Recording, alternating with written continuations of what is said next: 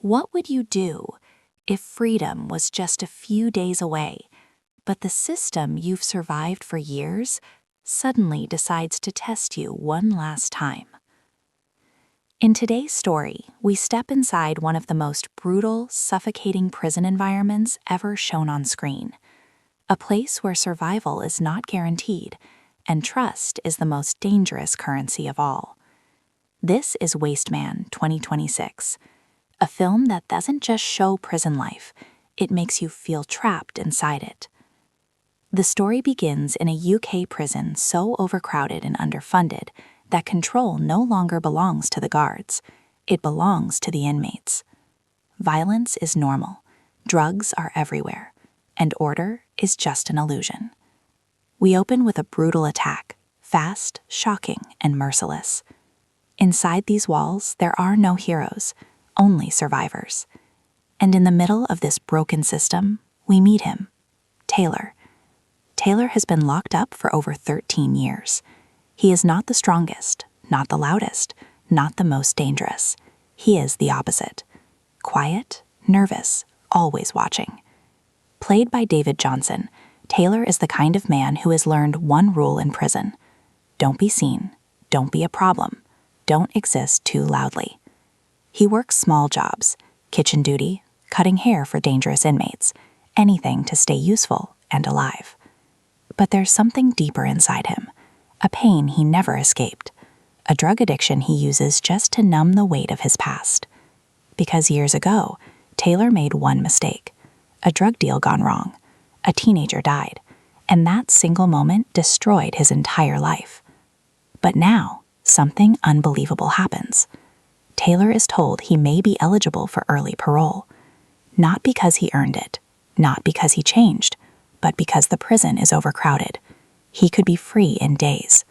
For the first time in over a decade, hope returns, and more importantly, he thinks about his son, a son he barely knows, a son he hasn't seen grow up. But just when freedom feels real, everything changes, because a new prisoner arrives, and his name is Dee. Dee is everything Taylor is not. Confident, loud, dangerous. He walks into the prison like he owns it. Played by Tom Blythe, Dee doesn't survive prison, he controls it. Right away, Dee notices something. Taylor is weak, or at least that's what he thinks. But Dee doesn't just intimidate people, he manipulates them. He builds connections, smuggles drugs, controls information, and he wants to build his own empire inside the prison walls. Almost immediately, Dee pulls Taylor into his world. At first, it's subtle. He offers protection, he shares resources, he even lets Taylor use his phone. And for the first time in years, Taylor speaks to his son. It's emotional, fragile, human. But beneath that connection, something darker is forming. Because Dee is not doing this out of kindness. He is building leverage. Every favor, every interaction, every secret becomes a chain tightening around Taylor. And Taylor doesn't even realize it yet. Meanwhile, Dee's actions start disrupting the prison hierarchy. Two powerful inmates, Paul and Gaz, begin to notice. They are the real rulers of this prison, and Dee is threatening their system. Tension rises. Lines are drawn. And Taylor is stuck in the middle.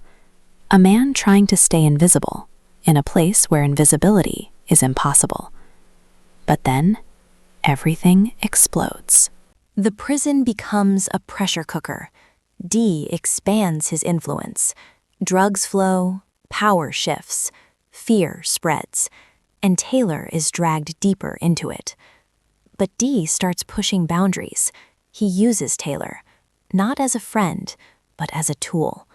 He involves him in drug movement. He places him in dangerous positions. And Taylor slowly begins to realize he is no longer in control of his own life. Then comes the breaking point. Paul and Gaz strike back. They attack Dee brutally. A violent ambush erupts inside the prison. And in that moment, Taylor freezes. He does nothing. He watches, paralyzed by fear. And that decision changes everything. Because after the attack, Dee survives. but he doesn't forget. When he returns, he is not the same. The friendship is gone. Trust is gone. Only revenge remains. Dee turns on Taylor, hard. He forces him into an impossible situation. Steal a knife. And worse, use it. Kill Paul and Gaz, or risk his son's life. Taylor is trapped. Freedom is days away, but now everything is collapsing. No matter what he chooses, someone will die, and no one walks away clean. But what happens next changes everything.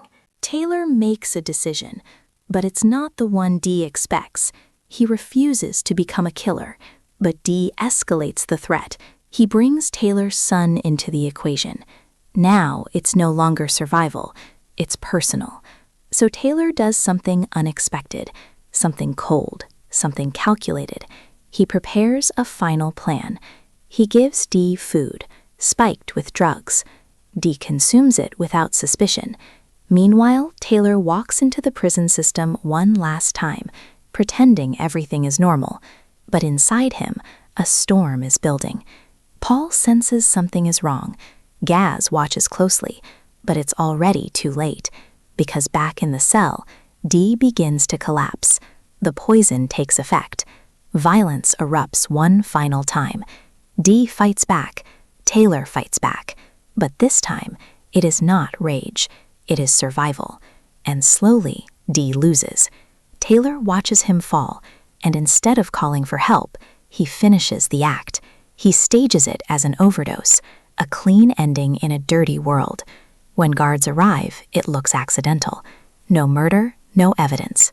Just another death inside a system that no longer cares. And then, Taylor walks free. The gates open. Sunlight hits his face. For the first time in 13 years, he is outside. But freedom is not peaceful, because as he steps out, someone is recording him, watching him, following him. We never learn who. But one thing is clear. This is not the end of Taylor's story. It's just the beginning of a new kind of prison. Wasteman 2026 is not just a prison thriller. It's a story about survival, about systems that break people instead of fixing them, and about how freedom is never truly free. If you enjoyed this breakdown, subscribe for more deep movie explanations, hidden meanings, and story breakdowns, because some stories don't end when the credits roll. They follow you outside the screen.